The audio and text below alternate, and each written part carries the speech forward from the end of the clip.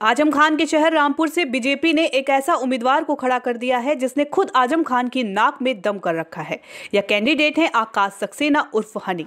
आजम खान के खिलाफ 80 से ज्यादा मामले दर्ज कराने और उनकी पैरोकारी करने वाले आकाश सक्सेना को रामपुर नगर से आजम खान के मुकाबले भारतीय जनता पार्टी का प्रत्याशी बनाकर शायद उन्हें यह इनाम दिया गया है। क्या कहना है आकाश सक्सेना का, आइए जानते हैं। बता दें, शहर विधानसभा सीट चुनाव मैदान में भाजपा के टिकट पर उतरे आकाश सक्सेना उर्फ हनी आखिर कौन है। दरअसल आकाश सक्सेना के पिता शिव बहादुर सक्सेना रामपुर की स्वार टांडा विधानसभा सीट से भाजपा के टिकट पर ही 4 बार विधायक बने और उसके बाद कल्याण सिंह सरकार में मंत्री पद से नवाजे गए। सियासी घराने में पैदा हुए आकाश सक्सेना की रगों में राजनीति शुरू से ही लहू बनकर दौड़ती रही। उन्होंने जब होश संभाला तो पिता को राजनीति के मजबूत स्तूप की तरह पाया। बड़े बड़े नेताओं से पिता की राजनीति पैठ रही और पूर्व मुख्यमंत्री कल्याण सिंह, पूर्व प्रधानमंत्री अटल बिहारी वाजपेयी और भाजपा के वरिष्ठ नेता लाल कृष्ण आडवाणी से उस दौर में बहुत बेहतरीन रिश्ते रहे। इसी का कारण रहा कि आकाश सक्सेना ने जब सूबे में बरसों बाद योगी आदित्यनाथ की कयादत में भाजपा की सरकार बनी तो उन्होंने अपनी एक अलग पहचान बनाने की ठानी और उनको सियासत में बुलंदी पर पहुंचाने के लिए समाजवादी पार्टी के कद्दावर नेता आजम खान से टकराने की जरूरत महसूस हुई। एक जमाना था तब उनके पिता शिव बहादुर सक्सेना भाजपा के विधायक थे और आजम खान समाजवादी पार्टी से विधायक थे। दोनों के रिश्ते अंदरूनी तौर पर बेहतरीन माने जाते थे। देखिए, भारतीय जनता पार्टी ने हमेशा एक छोटे से कार्यकर्ता को ही पार्टी में हमेशा उठाने का कार्य किया है। मैं एक पार्टी का बहुत छोटा सा एक कार्यकर्ता हूँ। मेरे ऊपर पार्टी ने विश्वास किया है और पार्टी को लगता है कि मैं यहाँ से, जब से देश आज़ाद हुआ है तब से लेके आज तक, यहाँ भारतीय जनता पार्टी कभी चुनाव नहीं जीत पाई थी, क्योंकि परिस्थितियाँ हम लोगों के हमेशा विपरीत रही हैं। तो पार्टी को ऐसा लगता है कि मैं कमल खिला सकता हूँ और मैं यहाँ कमल खिलाने ही आया हूँ। नहीं, आप राजनीति में कैसे आए? शुरू से मैं स्वयंसेवक रहा हूँ जन्म से। विद्यार्थी जीवन से ही मैंने 89 से, जब से पिताजी पहली बार जब विधायक बने थे, तब से उनके साथ उनके चुनावों को पहले सीखना, कैसे वो चुनाव लड़ते थे, उसका पूरा जो प्रबंधन था वो देखता था। और लगातार वो 4 बार जब चुनाव वो जीते तो वहाँ से काफ़ी कुछ सीखने को मुझे मिला, काफ़ी कुछ देखने को वहाँ मिला।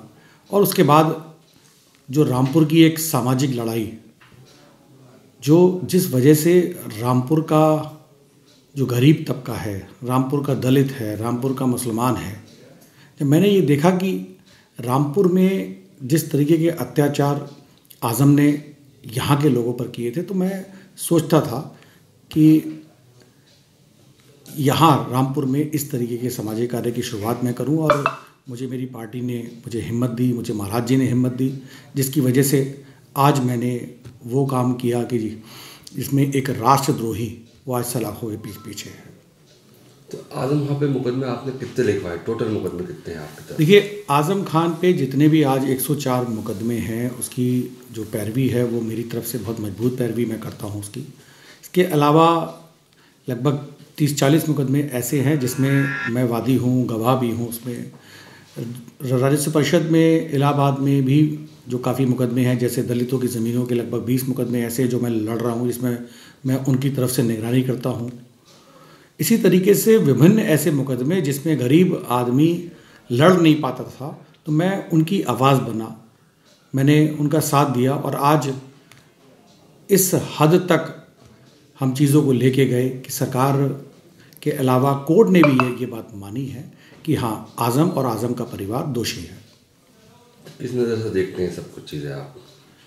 देखिए, मैंने तो ये अपने जीवन में ये देखा है कि अगर सही दिशा में और साफ मन से अगर किसी चीज़ में मेहनत की जाए तो सफलता, हमेशा सफलता उसमें मिलती है।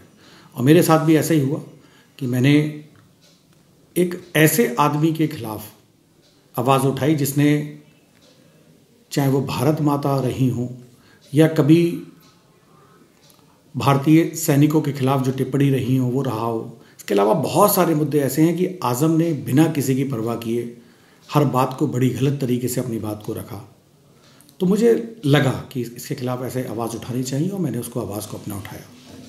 तो क्या इतने मुकदमे कराने के पीछे आपको कभी ये एहसास नहीं हुआ कि इतने बड़े आदमी से आप पंगा ले रहे हैं, तो क्या कोई ख़तरा जान को या कोई ऐसा कुछ? देखिए, बड़ा आदमी छोटा आदमी ये सब मेरी नज़र में सब बेकार की बात होती है। मुझे तो खुद ऐसा लगता है कि जो सच्चाई के लिए लड़ता है सबसे बड़ा आदमी तो वो होता है। तो मुझे नहीं लगता कि कोई वो बड़ा आदमी है या छोटा, उसकी कोई बात है। अपनी जीत को कैसे देख रहे हैं आप? सामने आज़म खान है, उनका परिवार है, और फिर आप हैं। जनता बहुत अच्छी तरीके से जान चुकी है क्योंकि हाई कोर्ट का फैसला आ चुका है। आज़म और आज़म का परिवार उसमें दोषी है। इसी वजह से अब्दुल्ला की जो विधायकी है उसको छीना गया है और किसी को बताने की ज़रूरत नहीं है। आज़म खान का जो केस है वो बिल्कुल शीशे की तरह साफ़ है, किसी को बताने की ज़रूरत नहीं है। राजनीतिक रूप से कोई अपनी बात को आंसू दिखा कर रोने का काम करे, उससे कोई फ़र्क नहीं पड़ता। दुनिया सब जानती है कि आज़म ने किस तरीके की राजनीति की है और आने वाला समय बताएगा। मुझे न्यायपालिका पर पूरा भरोसा है, आने वाला समय बताएगा और जब समय आएगा तो पूरा देश देखेगा। उधर से अब्दुल्ला आज़म आजकल बयान दे रहे हैं कि बकरी चोरी है, भैंस चोरी है, 16,600 रुपये की चोरी, ये है हमारे ऊपर मुकदमे। इसके बारे में क्या कहेंगे? देखिए, जो महत्वपूर्ण मुकदमे हैं वो पूरी रामपुर क्या पूरा देश जानता है। जन्म प्रमाण पत्र क्या उन्होंने 2 नहीं बनवाए? क्या पासपोर्ट 2 नहीं बनवाए? क्या 2 पैन कार्ड नहीं बनवाए ही नहीं, उनको अपने फ़ायदे के लिए अलग अलग जगह इस्तेमाल किया। बात करते हैं अगर बकरी चोरी, भैंस चोरी और जो दुनिया भर की जो वो चीज़ें बोलते हैं, तो वो मजाक उड़ाते हैं गरीबों का। आप एक बात सोच कर देखिए, एक गरीब व्यक्ति होता है जिसको अपनी शाम की रोटी का नहीं पता कि मैं शाम की रोटी अपनी कैसे खा पाऊंगा। इसी तरीके से रामपुर का एक इतिहास रहा है। यहाँ पर एक 40 घर हुआ करते थे जो नवाबों ने यतीम खाने के नाम से उनको जगह दी हुई थी। चूँकि आज़म की संपत्ति उस यतीम खाने के बगल में थी, आज़म चाहते थे कि मैं उस यतीम खाने पर भी कब्ज़ा करूं, तो उसके लिए उसको खाली करवाना बहुत ज़रूरी था। वो 40 परिवार ऐसे थे कि उनके घरों पर छप्पर तक नहीं पड़े थे। आज़म ने रातों रात अपने एक सिपा सलार था उसका रामपुर में, आले हसन CO सिटी रहा करता था, उससे रातों रात स्वयं गाड़ी में आज़म ने बैठ के अपने कारिंदों से उनके घरों को खाली करवाया। वो गरीब लोग जिनका जो उनकी बकरी उनकी जीविका थी, कुछ परिवार ऐसे थे जो बकरी का दूध बेचकर अपनी जीविका चलाते थे, उस जीविका को छीना। वहाँ की जो भैंसें, वहाँ की बकरियाँ, जो उनके पास जो कैश रखा हुआ था, अब जिसके पास अगर हो गई 16,500 रुपये, तो अगर क्या वो अपनी रिपोर्ट नहीं लिखवाएगा क्या वो? तो फिर क्या उसको राजनीतिक रूप से आप रंग देना चाहते हैं कि भैंस चोरी, बकरी चोरी? अरे भाई, जिसकी जीविका ही यही है तो वो यही तो लिखवाएगा। आप पूरी FIR को पढ़िए, उस FIR में बड़ा विस्तार से लिखा हुआ है। इन्होंने उन गरीबों का मजाक उड़ाते हुए FIR में से ये चीज़ें देखकर और उसको अपने राजनीति के रूप में इस्तेमाल किया।